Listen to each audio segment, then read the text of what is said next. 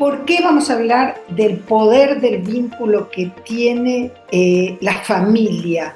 O sea, y cómo fortalecerlos desde la familia. A veces generamos como una fantasía, nos resulta tan complicado criar y educar en estos tiempos que son un tanto difíciles, que vamos generando como una fantasía de que lo haga la escuela, de que lo haga la sociedad, de que lo haga la fundación, y nos olvidamos por unos segundos o dejamos de tener conciencia que nosotros como madres y como padres somos imprescindibles, porque dejamos una huella imborrable en la vida de nuestros hijos.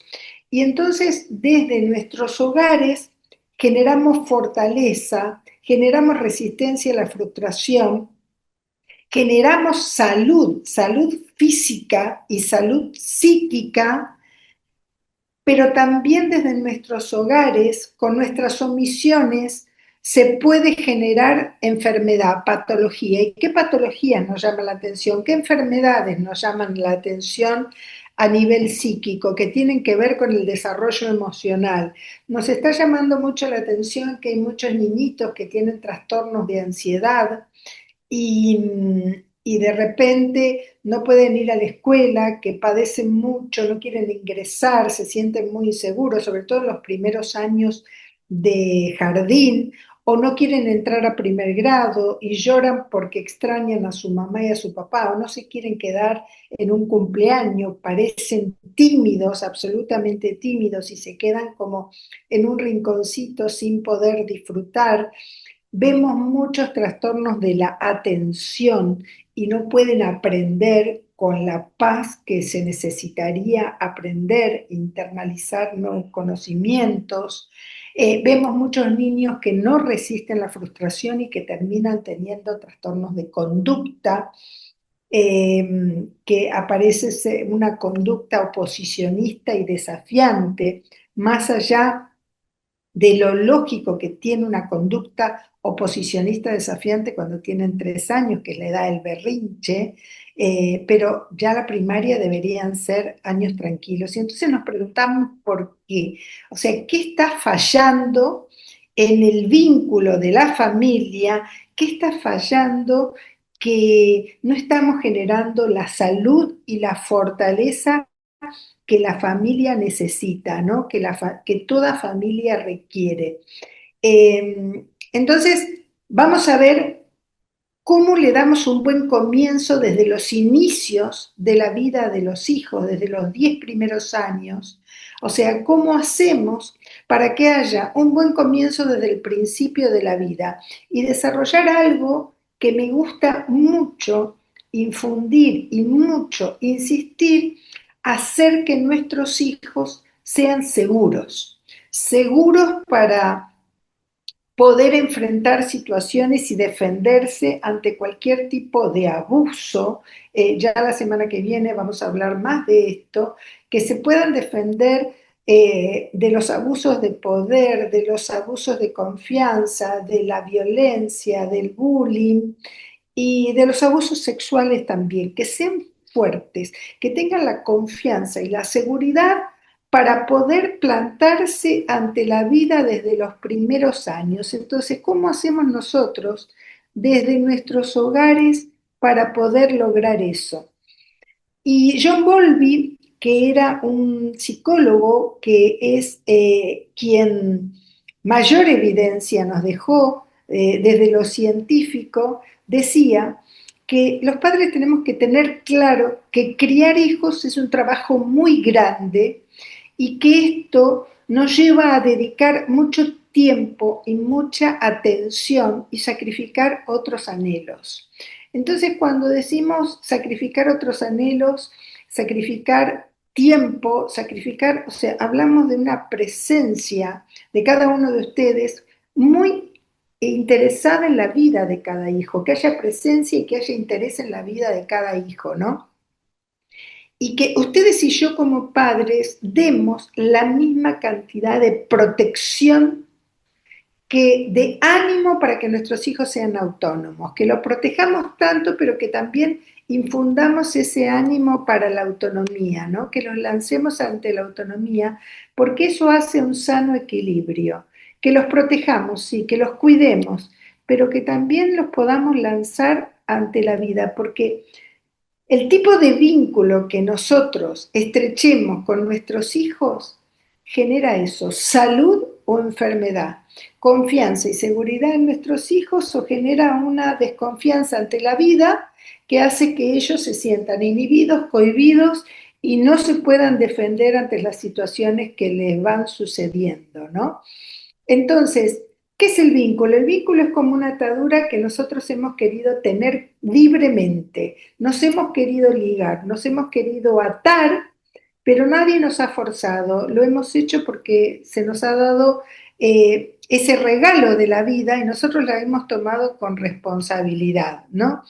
Y entonces eso es el apego, el buen apego, pero no todo apego es bueno, lo vamos a ver porque existe un apego que genera en nuestros hijos seguridad y confianza y un apego que genera ansiedad, inestabilidad, desorganización interior y genera muchas inhibiciones. Entonces, si ese vínculo es positivo, lo que nosotros estamos sembrando en la cabecita de nuestros niños es una afectividad estable, serena y equilibrada, de modo que ellos se puedan entregar al aprendizaje, a tener amigos, al desarrollo religioso y que se puedan entregar con alegría. Pero todo surge del vínculo que tenemos en nuestros hogares. Y lo primero que tengo que decir del vínculo y del apego seguro es que se note cuánto los queremos, porque el amor, Carlos González dice, el amor es una necesidad vital. Si nuestros hijos no tienen amor y si nosotros no les demostramos que los queremos, se mueren de pena, porque en definitiva necesitan tantas caricias, tantas palabras de aliento, tanto ánimo de nuestra parte, tantas demostraciones como alimento. O sea, la nutrición emocional, el vínculo afectivo y las demostraciones de amor que necesitan son tan importantes como la comida, como el alimento material. Porque si ese amor no está presente, si esa manifestación no está presente, nuestros hijos empiezan a tener perturbaciones. ¿Y qué quiere decir esto de perturbaciones somáticas?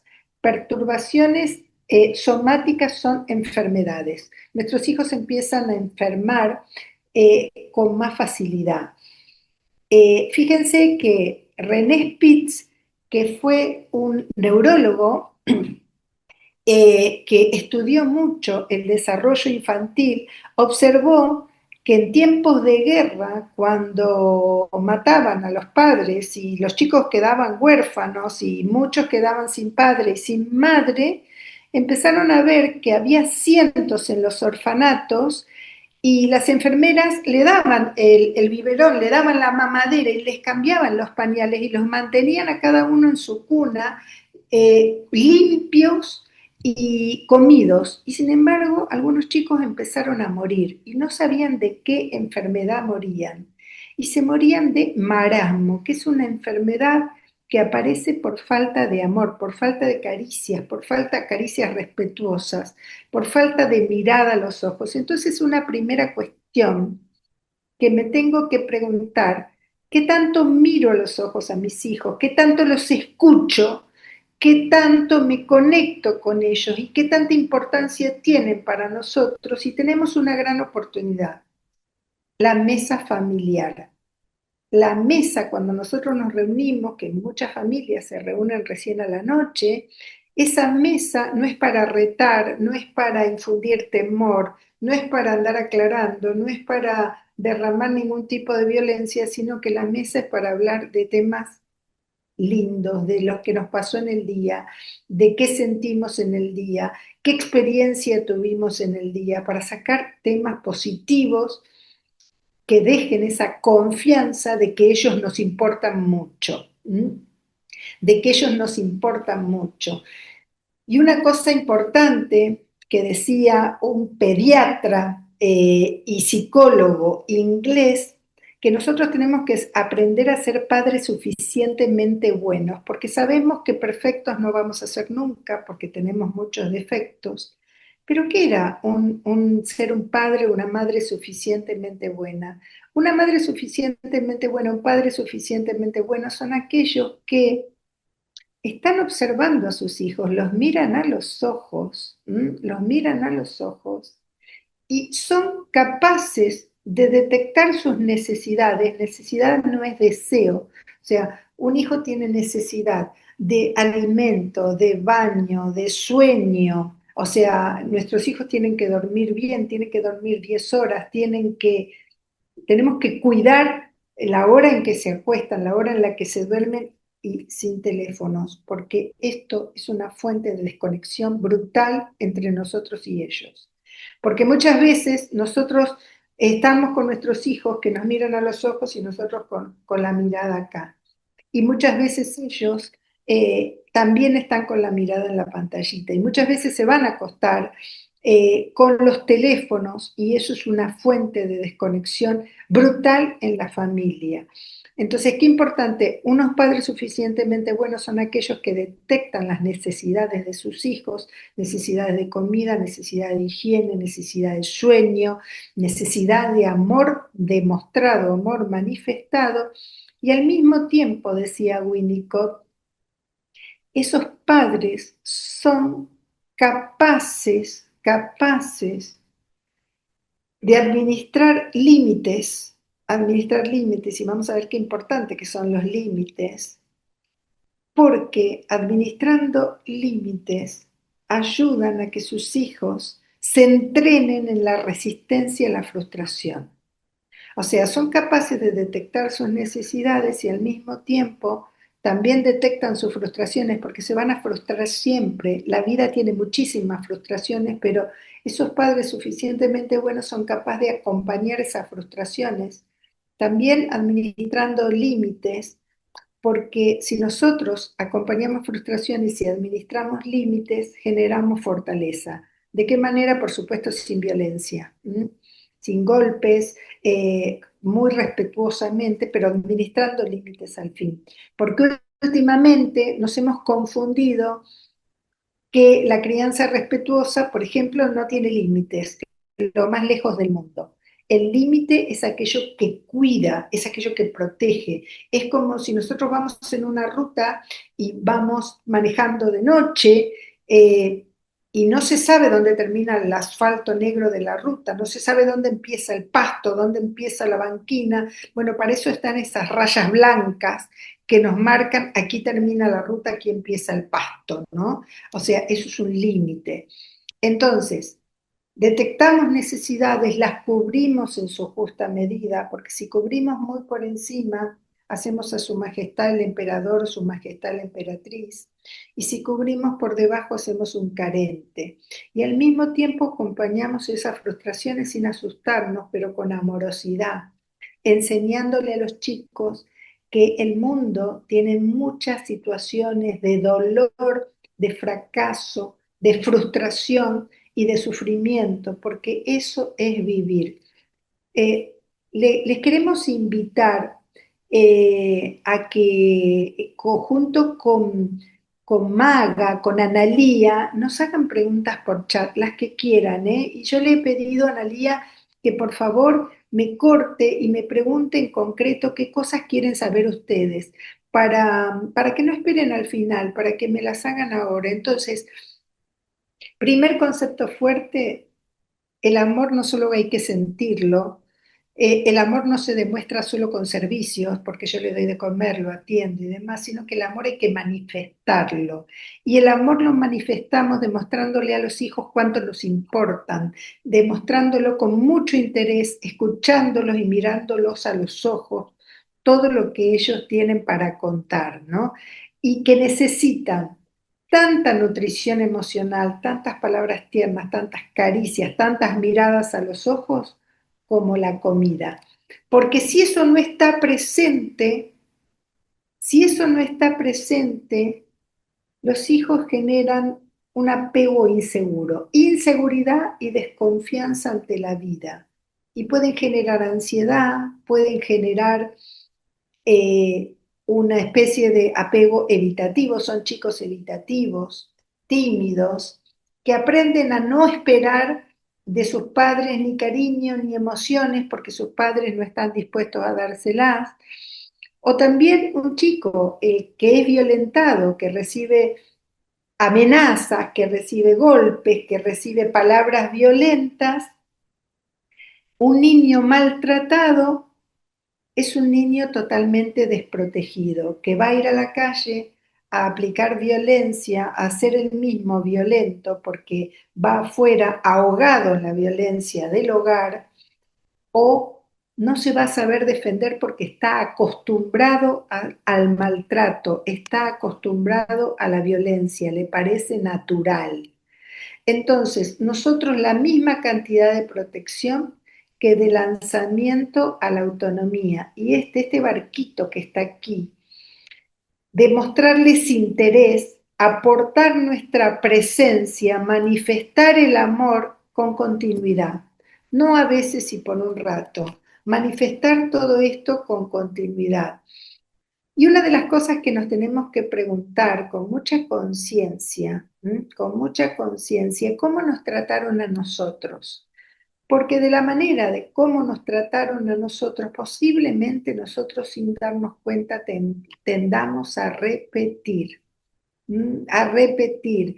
Y no nos demos cuenta, pero nos encontramos de repente que nos gritaban y nos golpeaban y nos destrataban y que nosotros no sabemos hacer otra cosa y repetimos. Por eso qué importante es que sanemos estas cuestiones que nos pasaron a nosotros para criar con alegría, para criar con esa caricia dispuesta, con ese amor incondicional, porque si no sanamos, posiblemente repitamos o no pongamos límites, porque decimos, nos han puesto tantos límites a nosotros que yo no quiero hacerle a mis hijos lo que me hicieron a mí, entonces no le pongo ningún tipo de límite, ¿no?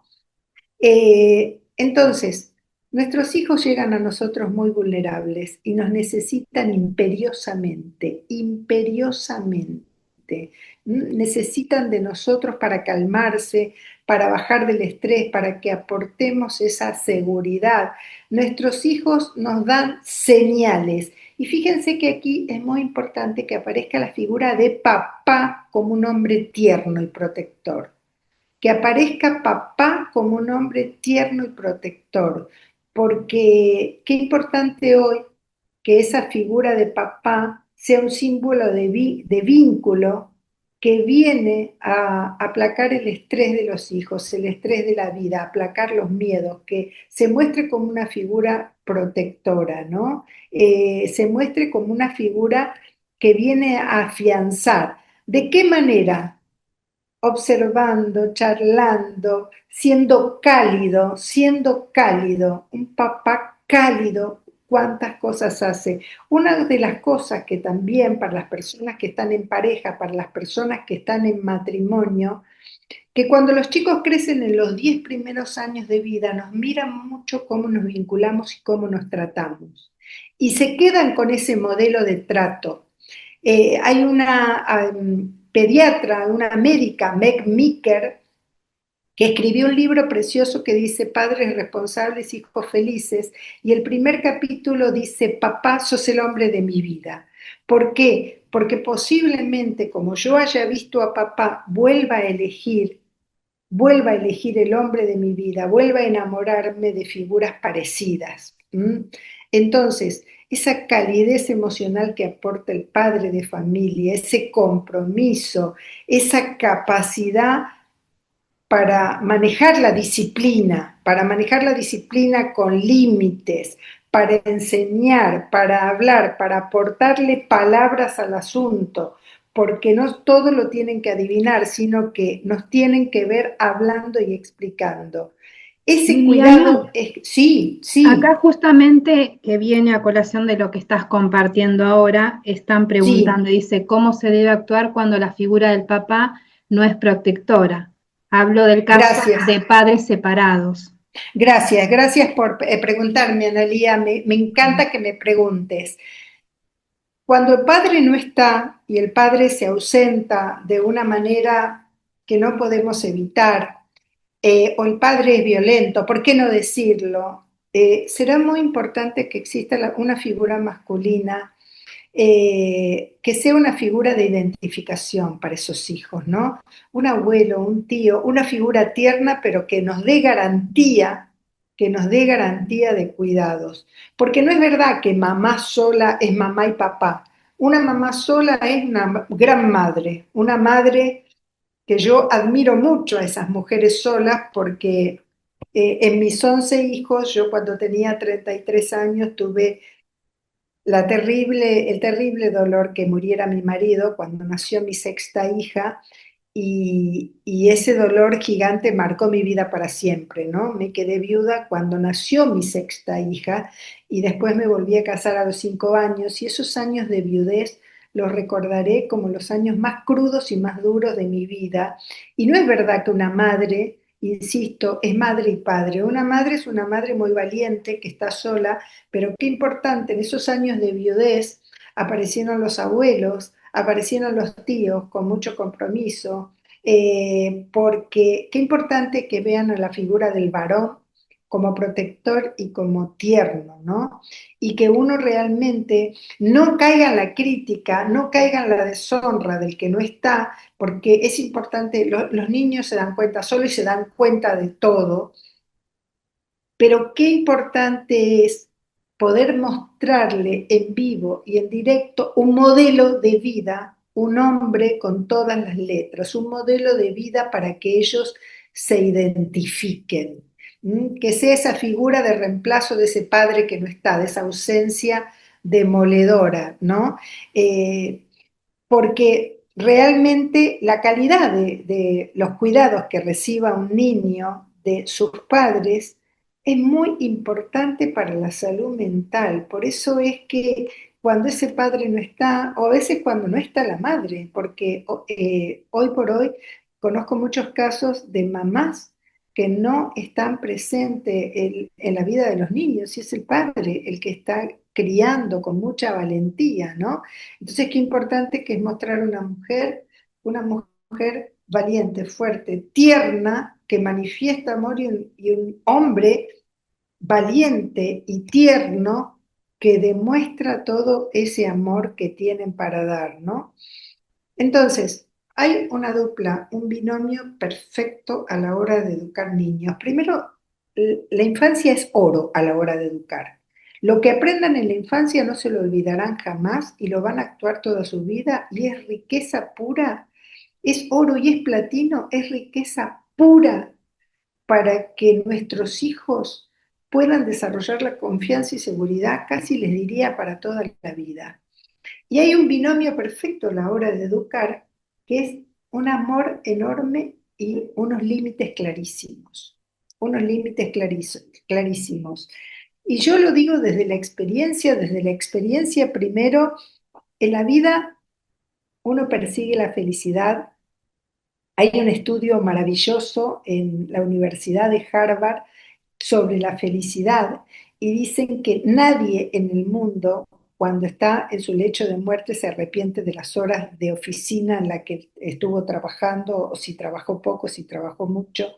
Nadie extraña el trabajo, ni los compañeros de trabajo, ni los amigos que tenía en la peña, ni las horas del gimnasio, sino que en el lecho de muerte uno lo que recuerda son los vínculos estrechos que hemos tenido, esos vínculos estrechos que nos han dejado huella. Un abuelo, una abuela, una mamá tierna, un hermano, vínculos estrechos, que son los vínculos que nos marcaron la vida. Entonces en Harvard dice, ¿de qué manera las personas son felices? Las personas son felices cuando logran establecer vínculos estrechos, significativos, y esos vínculos se pueden cultivar y se pueden realmente tener una afinidad y tienen una continuidad. Lo que pasa es que ¿por qué no nos dedicamos a los vínculos y anhelamos tener otras cosas? Anhelamos, dice, cuando les preguntábamos a los jóvenes de qué manera se imaginaban que serían felices, ellos decían, teniendo dinero, comprándome un coche, comprándome una casa o teniendo buenos trabajos o teniendo logros. Y cuando la vida pasaba y veían a esas mismas personas ya a punto de morirse, a los 85 años, y les volvían a preguntar, porque en ese estudio siguieron a las personas durante 70 años, les decían, yo me arrepiento del tiempo que no estuve con mi esposa, con mi esposo, con mi madre, con mis hijos. Entonces, ese tiempo que ustedes tienen ahora al tener niños es oro puro, oro puro. Y hay un binomio perfecto total, y yo lo digo también porque en la vida uno quiere ser feliz, persigue la felicidad, pero el dolor aparece. Así como yo apenas, yo tenía 33 años, 33 años cuando tuve a mi sexta hija, el mayor tenía 11 años, la segunda tenía 8, 6, 4, 2 y 0. Y cuando nació mi sexta hija, mi marido murió repentinamente de una ACV. Y lo recuerdo como el dolor más infinito de mi vida porque yo lo único que quería cuando era pequeñita era casarme, tenía una vocación al matrimonio gigante y me quedé deshecha con 33 años y 6 hijos. Y esos 4 años y medio en donde lo pasé en esa soledad, criando a mis 6 hijos, sí, con la ayuda de mi madre, que era maravillosa, y con la ayuda de los abuelos, pero fueron años de mucho dolor. Ustedes coincidirán conmigo que uno quiere ser feliz, pero la vida no nos ahorra dolores, ¿eh? No nos ahorra dolores. Entonces hay que reponerse y también uno tiene que inspirarle a los hijos que en la vida va a aparecer el dolor, va a aparecer la frustración, va a aparecer el sufrimiento y hay que prepararlos para eso. Por eso qué importante es manifestar muchísimo cariño para que tengan seguridad y confianza, pero administrar límites, porque es verdad que si nosotros administramos límites, además de lo que frustra la vida en la escuela, la vida en la calle, el aprendizaje, si nosotros administramos límites, es verdad que nuestros hijos se frustran inevitablemente, pero es que esa frustración tiene que ser tomada y utilizada para entrenarlos en la resistencia a la frustración, porque una de las cosas que estamos viendo que genera hijos endebles sin resistencia a la frustración es que no están entrenados para resistir, para aguantar los tiempos que vienen, ¿no? Entonces, ¿cómo administramos límites? Los límites, tengamos claro que otorgan mucha seguridad, ¿eh? Enseñan muchas competencias valiosas, le desarrollan la conciencia moral.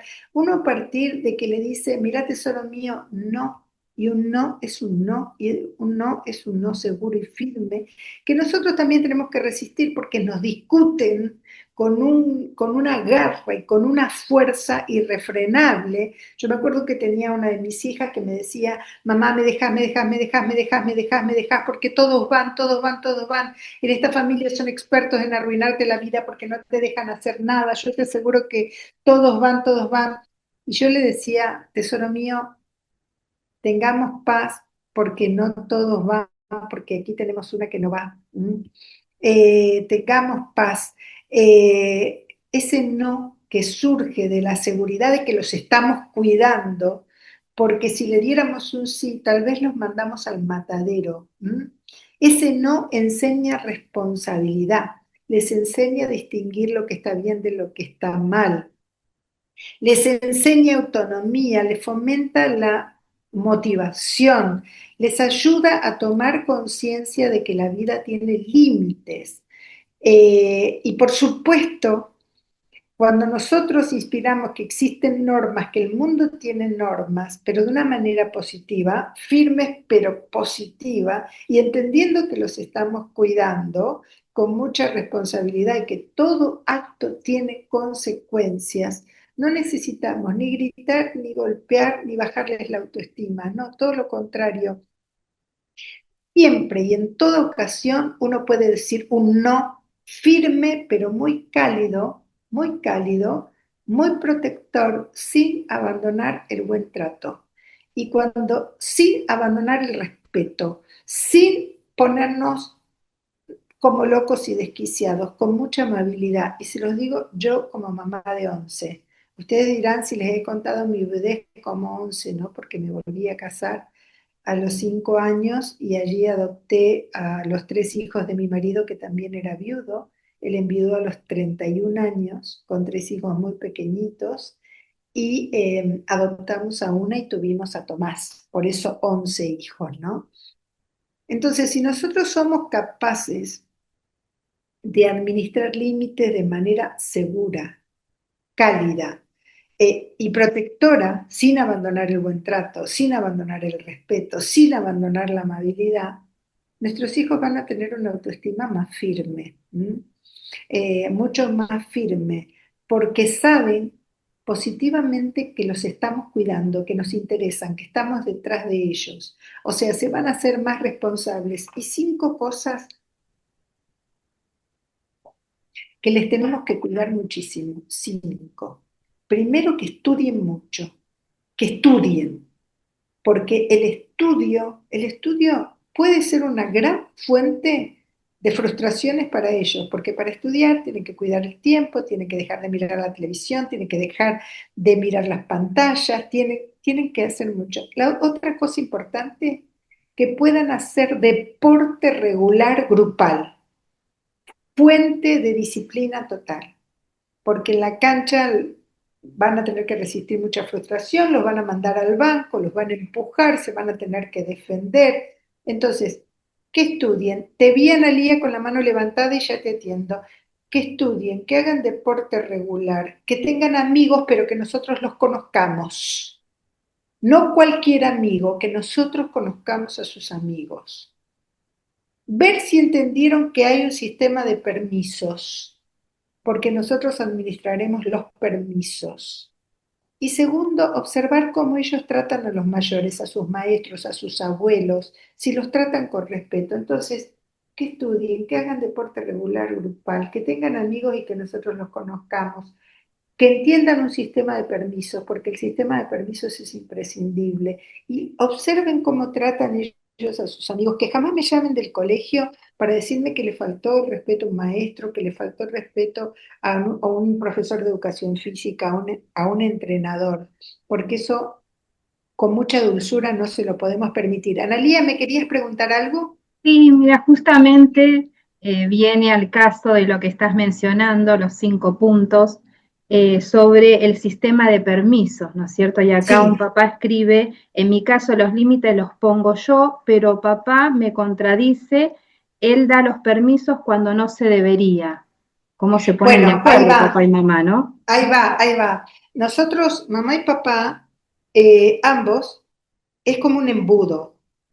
Administramos nuestras reglas y ponemos nuestro estilo familiar. Seguramente que nuestro estilo, cada uno de los miembros de la pareja tiene un estilo distinto, pero es como poner los dos chorros en un embudo y sale uno solo, entremezclado. O sea, si uno aporta el cobre y el otro el estaño, tiene que salir bronce, porque de la unión del cobre y el estaño va a salir el bronce. No puede ser el estilo cobre o el estilo estaño, porque los chicos se convierten cuando llegan a la adolescencia en grandes manipuladores, porque ustedes esto lo deben ver, porque el chico dice, mamá, ¿me dejas ir? Papá me dijo que si vos me dejás y me deja. Ya ellos se acostumbran a ir con mensajes, van y vienen, y se convierten a manipular la situación porque dice, a estos dos no se ponen de acuerdo, entonces yo tengo que aprovechar esos agujeros en donde no se ponen de acuerdo. Entonces acostumbremos a discutir estas cosas más en privado y que no sientan que uno es el permisivo y el otro es el recto, el que administra los límites, sino que nos apoyemos los dos, aprovechemos esta cosa de los dos dar mucho cariño, porque un niño sin amor, miren, un niño que no tiene amor lo recibe de una manera tan grave como el hambre. Un niño sin amor es un desnutrido emocional, desnutrido, un carente. Ahora, un niño que está sobreprotegido porque tiene lo que nosotros decimos demasiado amor, nunca es demasiado amor, sino que hablo de la sobreprotección, es un niño que no tendrá recursos para afrontar situaciones adversas. No tendrá recursos para afrontar situaciones adversas. Por ejemplo, un niño sobreprotegido, nosotros lo sobreprotegemos mientras lo vemos, mientras lo tenemos, pero ese niño sobreprotegido va al colegio y no sabe defenderse. Entonces, o sea, no puede atravesar situaciones de violencia que hay en la vida misma, no puede defenderse ante el maltrato, ante el bullying, puede llegar a desarrollar un carácter débil, endeble, sentir mucha soledad cuando no estamos nosotros. Entonces, esto no los prepara para la adolescencia, no los prepara para la independencia y el chico, cuando está muy sobreprotegido, después se relaciona con otras personas que no son permisivas y entonces sufre. Entonces es como que lo mandamos al matadero. Ahora, un niño que no resiste la frustración, esos niños berrincheros, vieron que hacen berrinches y han pasado los 3 años, los 4 años, que sería natural hacer un berrinche y tirarse al piso y decir, los niños entre los 3 y los 5 años, entre los 2 y los 5 años, tienen un oposicionismo desafiante enorme, y eso es natural y bienvenido sea, es porque han desarrollado ese proceso de individuación en donde dicen aquí estoy, y se vuelven con muchas rabietas, con muchos berrinches. Entre los 3 y 5 años, 2 y 5 años, eso es esperable y es bueno. Lo que no es bueno es que nosotros no sepamos qué hacer con eso. Y eso lo tenemos que aprovechar para abrazar, si se deja tocar, para acercarnos y para decirle, tesoro mío, te entiendo muchísimo, pero no lo podés hacer. ¿Mm? Y entonces ahí damos principio de realidad. Se va a poner agresivo, se va a poner tirano, se va a poner exigente, pero aguantaremos, resistiremos nosotros como adultos, lo mandamos al rincón de la calma, que tiene que ser un rinconcito en el medio de nuestra casa, en donde pueda estar con sus cuentos, o sea, todo menos eso que querés hacer que te hace daño. ¿M? No dejemos que nuestros hijos desarrollen el síndrome del emperador y el síndrome de la emperatriz. O sea, que tengan rabietas hasta los 5 años es natural, pero allí estamos nosotros, para soportar esa frustración, porque si no resiste estas cuestiones, se vuelve como adicto a las recompensas y cuando adolescente se vuelve con un perfil adictivo, no soporta la carencia, no soporta la contradicción, no soporta el dolor, no soporta la injusticia. Eh, Cuando nuestros niños van creciendo, nosotros les tenemos que enseñar a superar obstáculos, ¿m? A superar obstáculos, muchos obstáculos, porque sería natural que supere obstáculos, porque eso es crecer. Cada hijo de ustedes, cada hijo mío, tiene un temperamento que ha heredado de mamá, papá, la abuela, la suegra, y todos los abuelos del mundo. Y tiene un temperamento, algunos son más tranquilos, otros son más nerviosos y demás, y sobre ese temperamento nosotros trabajamos, ¿no? Y sobre ese temperamento van a surgir como un volcán, un cúmulo de emociones, y las emociones no solo las tienen que detectar, las tienen que nombrar, sino que nosotros los tenemos que hacer competentes. A mí me gusta mucho hablar de 4 autos, que es lo que nosotros tenemos que desarrollar. El autoconocimiento, antes de los 10 años los chicos no se pueden conocer por sí mismos, entonces nosotros le tenemos que describir quiénes son. La autovaloración, porque de allí va a surgir la autoprotección, la autorregulación emocional, la capacidad de soportar el tema de las emociones adversas y resistirlas, y la automotivación y la autonomía. 4 autos antes de los 10 años. Y luego tienen que aprender a socializar. Por eso tienen que tener ganas de tener amigos, empatía para comprender a los amigos, asertividad para decir que no, y tienen que saber resolver conflictos por sí mismos, ¿no? Desarrollar ese cúmulo de hábitos y una voluntad fuerte, por eso digo estas cosas prácticas, estudio, deporte regular, grupal, que tengan amigos y que nosotros los conozcamos que sean buenos, que tengan un sistema de permisos y que puedan cumplirlo con nuestra ayuda y que puedan respetar el mundo, porque no, así le desarrollamos la voluntad, que la necesita imperiosamente para vivir. Así desarrolla salud mental, desarrolla fortaleza, desarrolla todo lo que necesita y va evitando ese estado de alerta, o sea, alejarlos de los teléfonos, de las pantallas, va evitando la introversión que lo mantendría encerrado en sí mismo y que no le enriquecería, va evitando una emocionalidad vulnerable y puede organizar su vida cotidiana. Cosas que tenemos que evitar, que viva siempre así como estos dibujitos, en alerta total, asustado, amenazando a la gente, muerto de ira o muerto de miedo. Las emociones hay que cuidarles la intensidad y la frecuencia. Hay que saber apaciguar la intensidad y la frecuencia del miedo, del enojo, de la ira, de el alerta, apaciguar. ¿Y cómo apaciguamos? Abrazando nosotros, a veces sosteniéndole el corazón, diciéndole que todo va a estar bien, enseñándoles a respirar y estando como muy cerquita al lado de ellos, ¿no? Y entrenando la voluntad es como hacer pesas, y esto es como hacer pesas. Hay algunos recursos que a mí me gusta enseñar. A ver, cuando se ponen muy impulsivos, que hoy vemos mucha impulsividad, gestos, paro, paro, pienso y después actúo.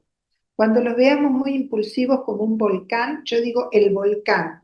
El volcán en llamas hace que si explota, la lava va quemando nuestros vínculos, va alejándonos de las personas. Entonces que no exploten y que aprendan a respirar profundo y que aprendan a pensar, que aprendan esos 2 minutitos de gloria, que respiren porque a veces los invitamos a respirar, nos retiramos un ratito con nosotros y los invitamos a respirar con la nariz fuerte hasta que se calmen.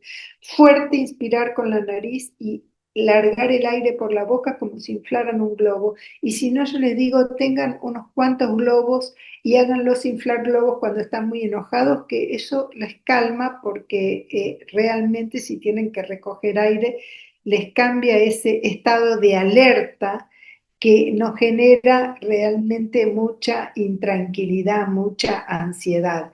Entonces, hay muchos recursos que podemos enseñar desde casa, pero lo importante es estar cerca, lo importante es tener interés en ellos, lo importante es mirarlos a los ojos, lo importante es entender que la comida familiar es oro en el poco tiempo que tenemos, que nos aprendamos a morir de risa en la comida familiar, que nuestro trato sea amable, que nuestro trato sea respetuoso, porque si como adultos tenemos un trato respetuoso, ellos también nos van a respetar, y que nuestro no sea no, pero amable y respetuoso, que se puede hacer un no amable y respetuoso.